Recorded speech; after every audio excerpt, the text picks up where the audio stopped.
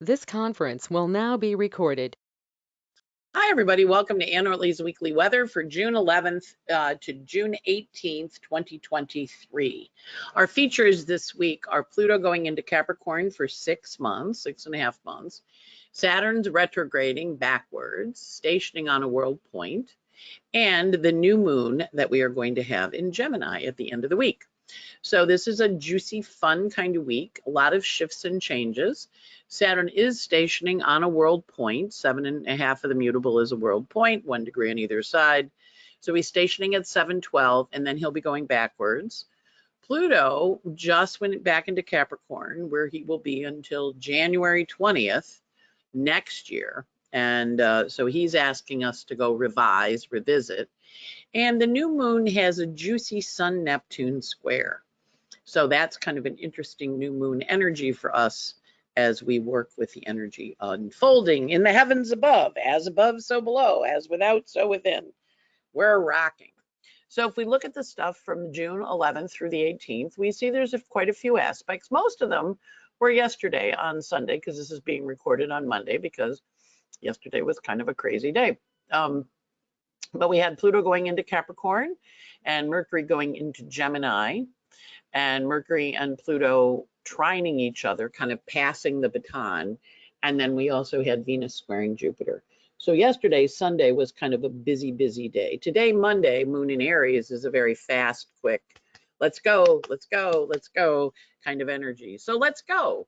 So we're going to look back to yesterday, where Pluto went back into Capricorn. And he went bright and early in the morning. Now, remember, he was flying. This is kind of coming in for a landing. Remember when you've come in on a plane hits the ground and goes bump, bump, bump, bump, bump, and you put your hands on the seat ahead of you and you kind of brace yourself, because we're landing. Now, he took off. We had him enter Capricorn back in January of 08. Of course, that was the bank collapse and Obama's presidency and bailing out the banks. Capricorn's government, countries, banks. Now he entered his shadow. He's been in Capricorn since 2008. He's getting ready to leave. He entered his shadow for this upcoming retrograde, January 7th.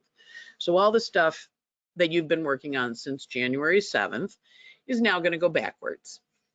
You have an opportunity to revise, revisit, redo. That's what retrogrades want us to do around the last bits of your Capricorn journey.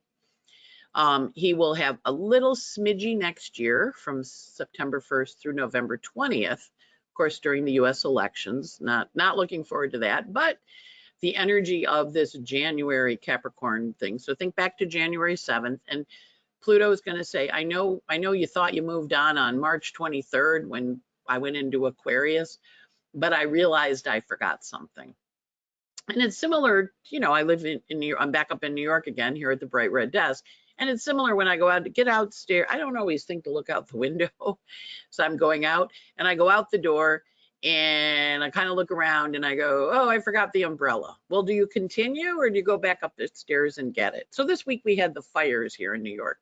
So I'm going out the door and the woman says, I hope you have a mask. I said, actually, I do have masks in my purse. So I did not have to turn around and go back upstairs to get my mask. But the energy of that turn around, go back, fix it, get what you forgot, and then you can go out into the air. So March 23rd, we went into Aquarius. The plane took off. And we got it up in the air, and now the pilot says, we're going back in for a landing. We have a little engine malfunction. We have to fix something, Capricorn. We have to work on some Earth stuff back in on June 11th. And then we take off again. We fix the plane through November 3rd, and then we get in line and we're taxiing for the runway, and we take off again next January 20th. So this energy of Earth to air is big. And of course, they don't get each other. Earth planets look at air planets and go, why are you blowing around and gusting? You should settle down a little. And air planets look at Earth planets and go, why are you sitting there like a rock? Capricorn's a rock. So you're going to find a lot of the old habits, a lot of the old things that you thought you were done with shift and change, and you're ready to go back and revise, revisit, redo. So as Pluto goes back into Capricorn, when we look at that chart, it's a Gemini rising chart. And the sun is approaching a square to Neptune. We can see the moon up there on Neptune in Pisces, right? So we're in a closing balsamic phase to the new moon, which comes at the end of the week. So we're in closing energy. We're figuring things out on a closing, releasing, letting go kind of way. We see a lot of energy down there in the third. So it's a very chatty little chart. And, you know, if you watch the world lately, it's been very chatty with those Mars and Venuses in Leo. The two of them chat, chat, chat. And of course, Mercury is, when Pluto goes back into Capricorn, Mercury and Pluto are sitting there, right, trine to each other, a very tight trine. And then they have Mercury trine Pluto, right, exact. That's a little later in the day. And that's a baton pass. If you've ever run in races or been in swim meets, and you swim and you pass the baton, you know, you come in touch and the next person takes off. Mercury is the only planet that can visit Pluto in the underworld. None of the other ones go there. Pluto's a bit of a hoarder and he's very private, but he likes Mercury. He finds him funny. So Mercury and Pluto have a trine. So there's a passing of the information, practical, reliable, dependable, a lot of solid stuff, Mercury there. And of course, the energy is shifting. Then, right after Mercury and Saturn have their trine, Mercury goes into Gemini. And so he's now taken off from Earth, where he's been since April. But remember, he was in Taurus. We had that long retrograde in Mercury in Taurus. Now he's in his favorite sign. He's in Gemini. He's happy. He's chatty. He's talking. He's exploring things. And we do see Saturn at the tippy top of the chart on a world point. And the midheaven is exactly on the world point. And we see the ascendant here at 29 Gemini. So we recognize that part of this next few weeks with Mercury into Gemini is about talking and communication and dialogue. And how do we think about things? And why do we think it? And of course, the moon Neptune in Pisces up there at the tippy top kind of inspires us to think. And the moon is void, just went void when this happened. Actually, it didn't go void. I apologize for that. It's approaching its sextile to Pluto. So there's an energy with Mercury entering Gemini of really being interested in communications and things going on behind the scenes. Because Mercury's in the 12th house in the chart cast for DC. Also, Gemini rising last degree, that is what we call an anaretic degree. It's an important degree because it signifies the end of something and the beginning of something new. So when you do a kind of astrology called horary, and you cast a chart and you get this degree, you kind of look and say, well, you know, I think the matter has already been decided. And they go, yes, I bought the car, but I just wanted to make sure it was a good car. And you're like, yeah, you already did it, right? And so that's the Gemini energy where it says it's done. And now what are we going to do with it? With Saturn and Pisces at the top on a world point, there's a focus on responsibility because Saturn, whenever planets are on world points, it brings their essence. Saturn in Pisces also speaks to, you know, what your dream, you know, because he's in the last sign of the zodiac. And in 2025, he goes into Aries. Well, he's at the last parts of it. He's back to 1994. Think what you were doing on then, 94, 95. He's back to 65, 66. What were you doing then? And of course, that was when the voting rights law was passed into, the civil rights legislation was passed in the 60s by Johnson. President Johnson, and we just had the Supreme Court rule on gerrymandered districts. I believe it was in Alabama, but it's going to affect Mississippi too. So when they gutted this, the Supreme Court a few years back gutted the Voting Rights Act with the idea being we aren't prejudiced anymore. There's no problems. We don't have to worry about gerrymandering or anything. And you know, of course, the minute it got gutted, everybody started behaving in ways now they don't have to be responsible. So Saturn on the midheaven says, no, we have to be responsible. And Gemini rising, you know, we have to be responsible for the choices we make, the words we say, the things we do. Be very conscious of that because Gemini's got you on tape, going to be recording you, going to be paying attention to what you said. This is that thing when you know, they dig up stuff from Twitter from 20 years ago, or not even that long ago. They dig up speeches where you said, well, you know, bop, bop, bop, bop, bop, bop, and then now you're doing something different. So this is one of those, well, you know, you said this, now you're not doing it. You're like, right, you're right, I'm not. And this is this is an interesting one. It's a complicated one because Mercury's trining the Pluto, but it also is, you know, when I was a kid, my mother said, just because everybody is jumping off a bridge doesn't mean you should. And you're like, well, yeah, but I want to jump off the bridge. And I think the idea was jumping off a bridge was a bad idea. But the concept of just because everybody else is doing it doesn't mean it's right. That's Mercury trine Pluto. So it's also good to look at and say, okay, how does this work? Venus squares Jupiter yesterday. She's in Leo. She's happy. She's productive. This was the flirty, frisky, fun energy. This happens once a year. Of course, Jupiter's only in Taurus for a year. So Venus is chatting with him and they're having a good old time. I think they have another couple of squares because Venus goes retrograde this summer in Leo. So this is probably the first of 3 squares, but I didn't look, so I apologize. Next up, Mercury squares Saturn. That happens on Thursday. Now, Mercury is on a world point. Saturn is on a world point. 7.5 of the mutable are world points. Mars is on a world point, 15 of Leo. A lot of energy around the direction. This is, we're working with this energy with Mercury square Saturn in terms of things presented, ideas being honored and spoken about, and what's our purpose, what's our path, where are we heading. So this Mercury square Saturn is an opening square. So Mercury is going to go back and say to Saturn, did you actually mean this? Or did you mean that? So you're going to look for clarifying energy this week in June, on June 15th, on Thursday, as we go with this. And you can see there's a grand trine in Earth, which wants to settle the matter and get it decided. You can also see a kite in that chart. What kites do is comes the Neptune in Pisces as part of the kite. And as we get to the end of the week, when the sun squares Neptune, the kite will be activated again. So this is a kind of juicy energy for physical creation of dreams and also physical direction in how we're going to proceed. When we look at this Saturday, we see Mercury is in a sextile to Venus. It's going to be in a sextile to Mars next week. But Mercury sextile Venus is the two of them love each other. They get along really well. They're in fire and air.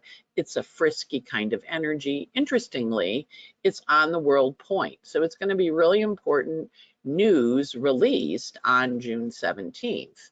So I'm going to be curious if we're going to have additional indictments or if we're going to have additional parts to the story with the recent Trump indictment. And for people who wrote me and asked, Mercury, he was indicted when Pluto was in Aquarius, so we're not seeing this trial going forward, at least until January, when Pluto goes back into Aquarius, even though Florida is known for its rocket docket. So but this suggests there's some more things coming. So we're going to watch for this when the Mercury sextiles Venus. And so that's an interesting aspect. Venus is in Leo, Mercury is in Gemini. I recently, have been searching the internet looking for Jack Smith's birthday. I've been searching since he was appointed. So Glenn Thrush, I'm not sure I'm saying his name right. He's a political reporter for the New York Times. He recently published a birth date for him, and makes Jack Smith a Gemini, which makes sense. He's a John. John and Jack is, Geminis have nicknames. So we'll see. The guy's got a lot of Scorpio because he's completely scrubbed off the internet. There's nothing out there. So we have a possible birthday of a Gemini. So I'm going to watch it, if it works, having watched him during his speech. I was kind of watching, he was making those little weird eye movements, which is a trait of Gemini. So I could work with the Gemini rising. So we'll see. We're still working for a good birthday for Jack John, but that's Gemini. That's a good sign. I'd seen one earlier that made him a Pisces, but it was a speculative start. So at any rate, this is interesting because this energy is happening with this Mercury sextile Venus is happening on the world point. Again, big news with Neptune angular. So it'll be interesting to see. And we also have Saturn stopped in the sky in Pisces, behind the scenes in the 12th house. So there's a lot of energy here around how things are proceeding. So with Mercury sextiling Venus and Mars, we'll see what happens.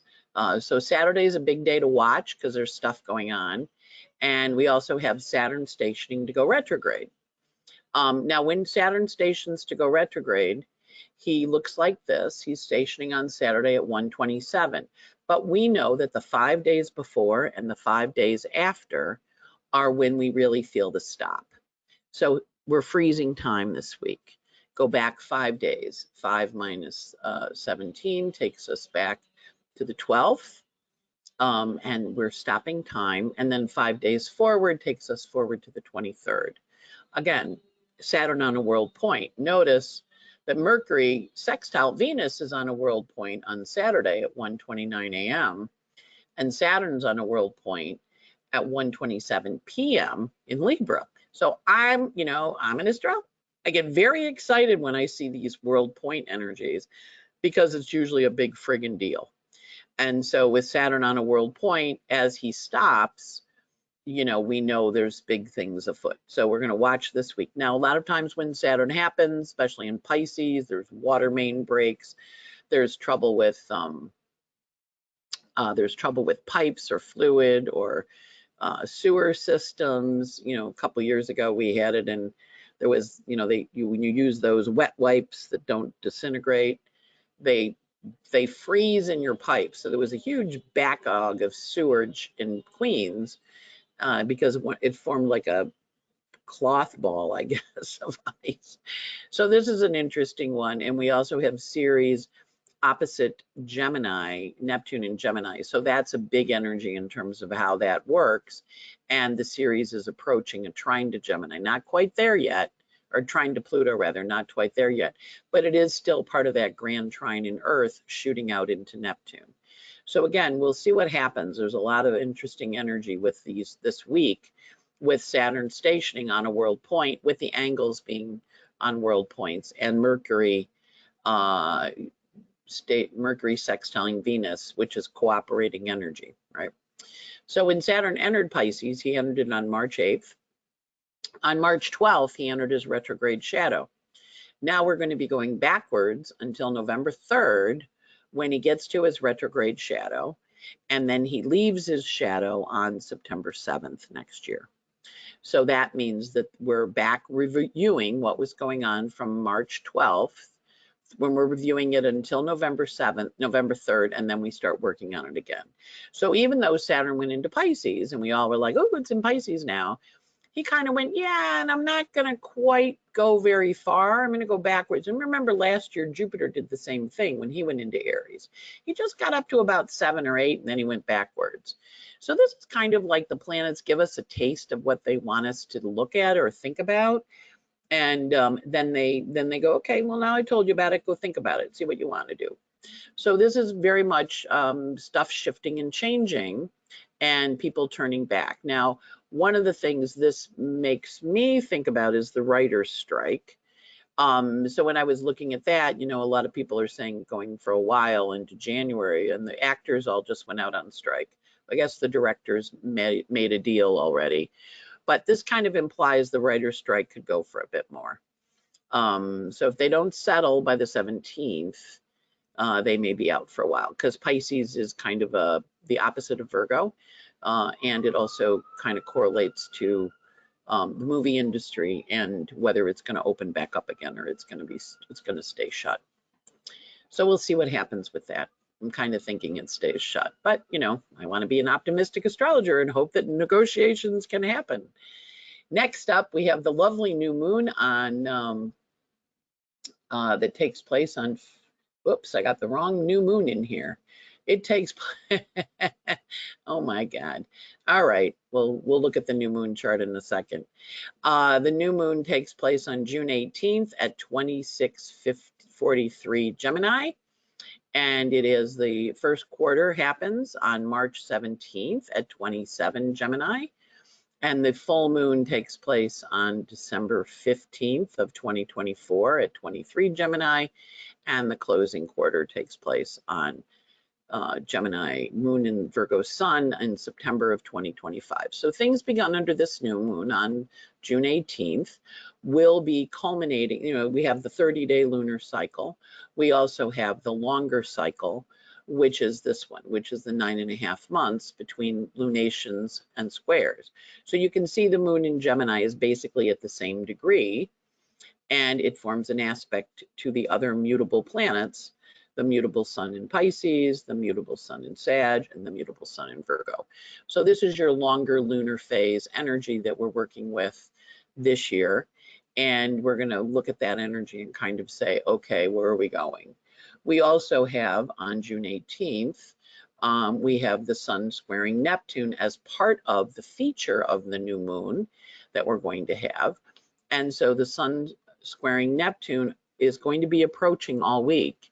And remember, we get that we get the Saturn retrograde the day before, and then the sun squares Neptune, and we get the actual. So it's important for you and for all of us with the sun square Neptune to kind of research things and think about things and read things and apply our common sense to stuff. There's a lot of delusion and illusion going on in the sky with the Neptune sun square, and also with that Neptune moon in Gemini answering to Mercury in Gemini.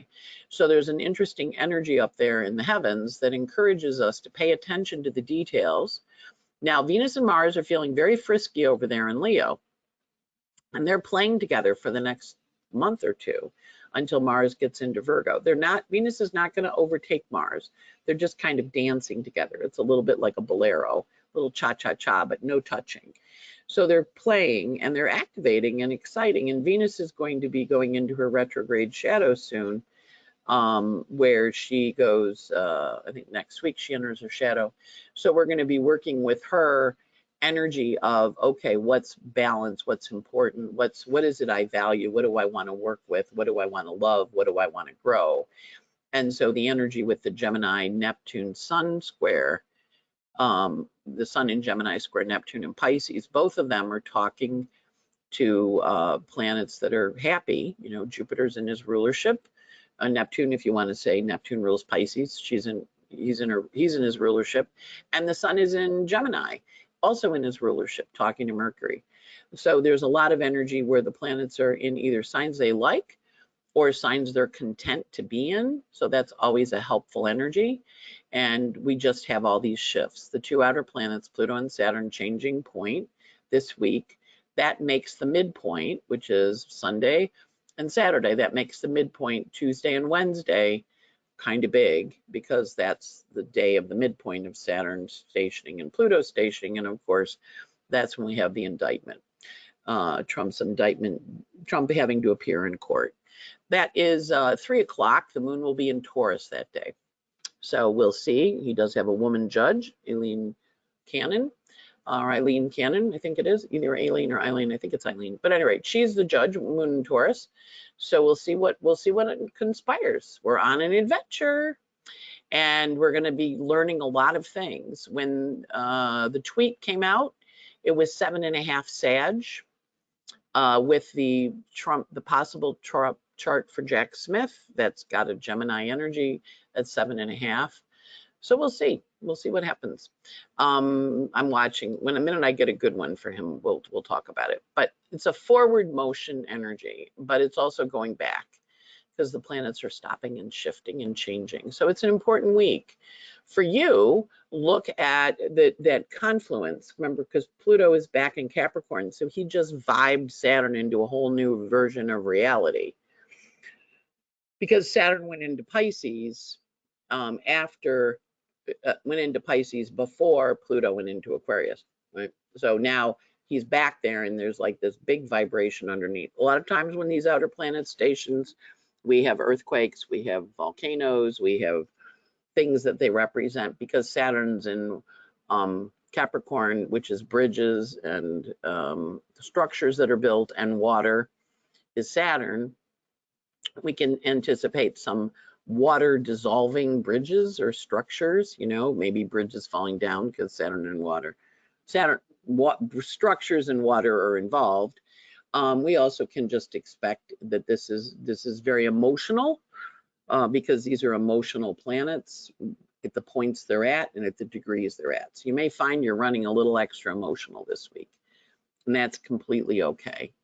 New moon webinar on Friday. I'm not sure Rose has it set up to sign up for on the website yet. We'll be sending out a newsletter, but the new moon webinar for the new moon that happens on Sunday will be on Friday night, and of course you can buy the slides and the recordings for it. Oops, I did something here. Actually, the cat came around. Hi, Remo. You saying hi to everybody?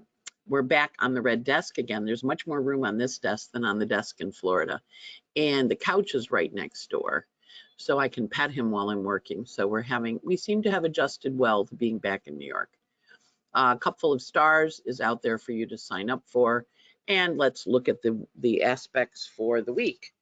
So the sun this week goes from 20 to 27 Gemini. Not a lot of aspects. Does have a quintile on the 15th, which is a really good idea. Very cranky crabby on the 16th because he's in the sextile to Eris. Mercury this week goes from 29.56 Taurus into almost 11 Gemini. He has the trine to Pluto and the path shift into Gemini, where suddenly he's lighter, he's talkative, he's more communicative, he's giving us ideas. He does have a choice to make on the 13th when he hits those nodes of fate in a quincunx and a semi-sextile. So triggering the eclipses a little bit, but more in energy of thinking about, well, what is it you've decided in your life? What have you decided is important? What did you think about during the eclipses in April and May? And now what do you have to go back and adjust and fix? Because the Mercury is saying, well, you thought this, do you need to change that? And most likely you're going to say, yeah, I do. So that's a good energy for getting stuff out the door, revising, revisiting. If you've been thinking of revising your website or getting things ready, this is a good week to do it because next week is the summer solstice. We also have Mercury square Saturn, which is making choices, difficult news. That's going to be on the 15th. And that has that energy of needing to make a choice. And both Mercury and Saturn are on world points. And that can be, as I mentioned before, it can be a second indictment. It can be more information coming out about, part one, part two. So we'll see what happens with that. It also is you in your own life having to make choices about things and or reflecting on the choices you made and what is on your list to do before you're free and clear of your responsibilities that you want to shift out of. So this energy is pretty strong. And then Venus, of course, this week has a square to Jupiter. She's pretty quiet. She's just going from 5 to 13. So she's happy, 12.5 really. So she's in a good mood, and all the planets between 5 and 12.5 in your chart will be activated by the goddess of love in one of her more playful, flirty, fun signs. And she has a quincunx to Saturn on the 13th. Which happens at 5 in the morning, 6 in the morning, East Coast time. So quincunx is and they're, Saturn, of course, is on a world point. So she's going to kind of poke at Saturn and say to him, so like, what are you thinking? And it is an adjusting energy. So there's an adjustment required of you on the 13th. A little quiet, but still there. And it can be a subtle change, right? Mars this week runs from 12 to 15. He doesn't have a lot of stuff. He does have a health aspect on the 15th where he's in a quindecile to Pluto. So we do want to watch health matters as they appear. And he also on the 11th has a sesquiquadrate to Neptune in Pisces. That's not a bad aspect, but it's a little bit confusing. Saturn stations. So if you were confused yesterday on Sunday, that's part of the energy, or just a wash and swirling emotions. It's probably a better way to say it. As we mentioned, Saturn stations this week at 7/12, so he's not moving much at all. Any stations to go retrograde until November.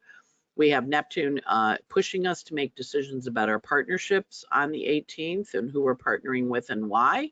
And we have Neptune in a sextile to Vesta, the goddess of love. So there's an energy there.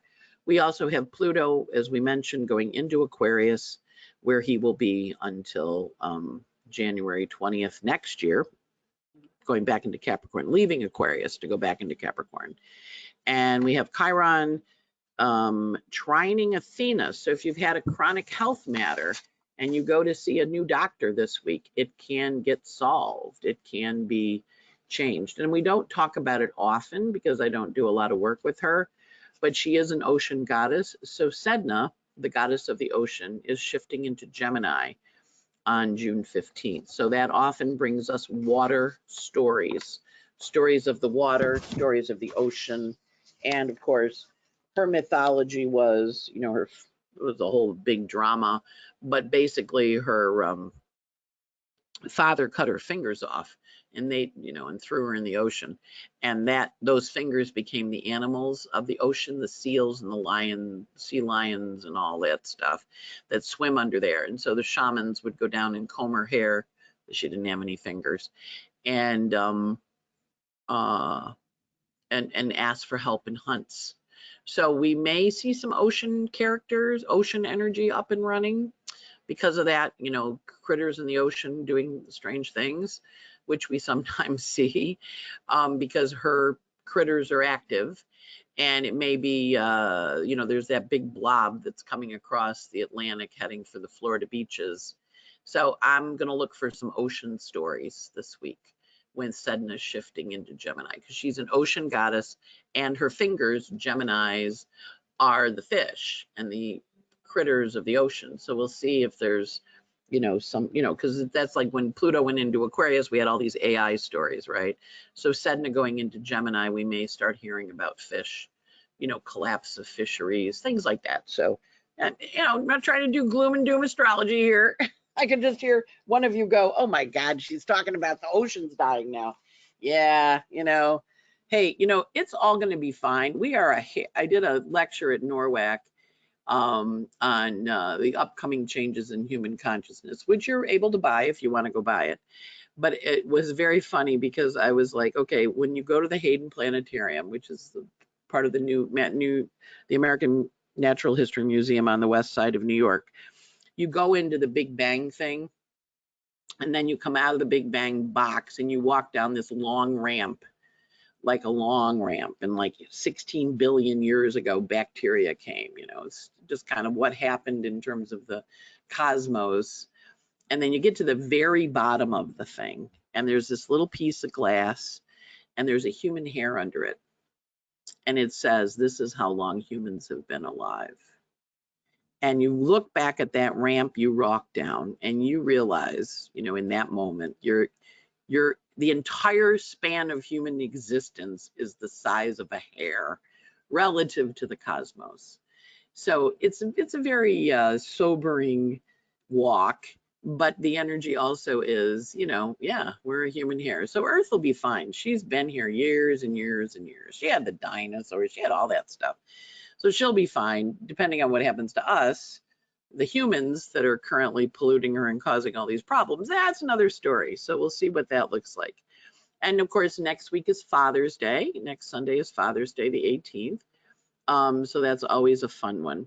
So let's talk the moons. So the moon was in Aries on Sunday and Monday, and it's very fast moon, speed, speed, speed.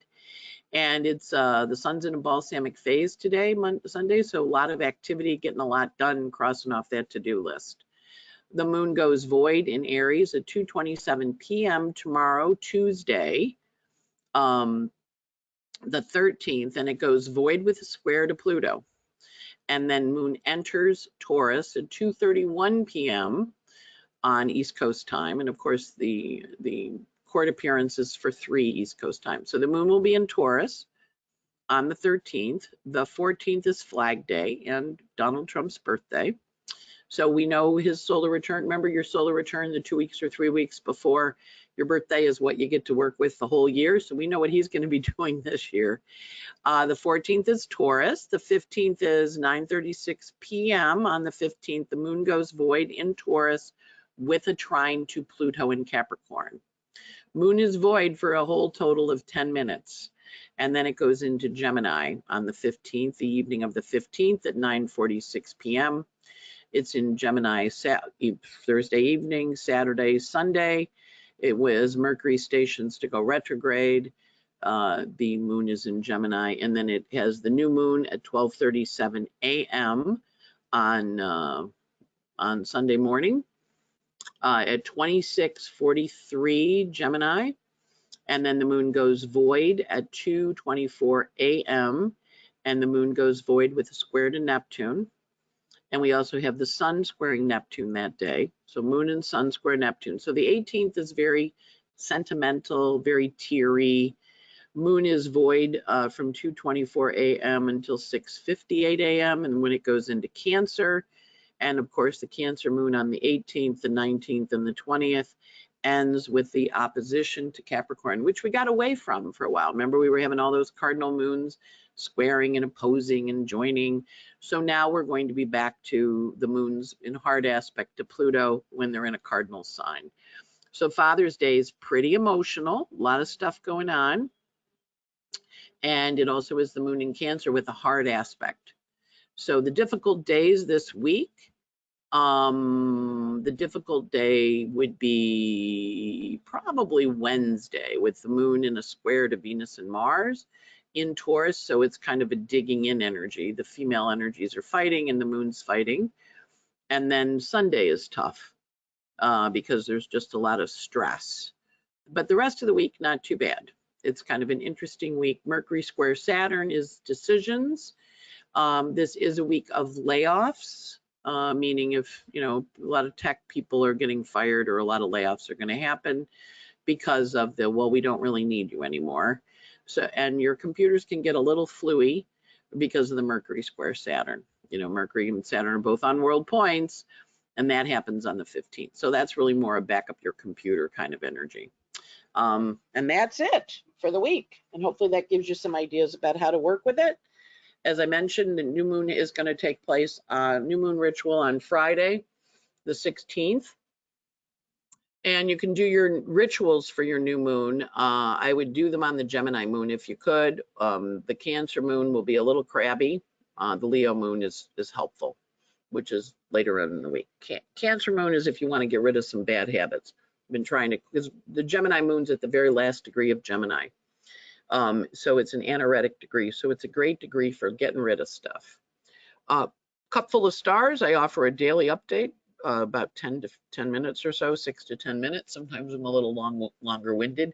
List of the daily aspects so you can plan your day ahead, as well as a song that is inspirational, hopefully, or funny, depending on how you feel about my sense of humor. And then this weekend, June 30th, not Thanksgiving, 4th of July weekend, I'm going to be working with 4 other great astrologers on astrology, consciousness, and the great shift, which is all this stuff that we're feeling and seeing in the heavens. It's a plenary, so we're all in the same room and we're going speaker, speaker. And Omega's lovely. I did post when I was out at Norwalk, Maurice Fernandez was there, and he caught me outside of a Starbucks. So in the hotel, so we sat there and did a little brief recording about what to expect. Maurice is very good at marketing. He's much better than I am. So I posted it on my YouTube. I also posted it on Facebook. Still time to sign up. And it's a beautiful part of the country. We're going to talk about the nodal shift into Aries and Libra. We're going to talk about the bright star. We're going to talk about the Venus Saturn, the Venus retrograde and the star point. And we're also going to talk about the Pluto and Aquarius energy and how to work with it. So it's an interesting, it'll have a ritual on Saturday night. The food is good. The place is beautiful. Lots to walk around and see. So hopefully you'll join us. And on that note, we send you off into your week. Have a good one. Hang in there. Remember, Saturn's stationing, so he's going to be reversing and asking you to look back and say, I thought I was going forward in March, and now I find I'm kind of back at the beginning again. Yep, you are, and that's okay. Well begun, half done, but you're going to revise it, and then we begin it again when we get to November. So have a good one. Bye.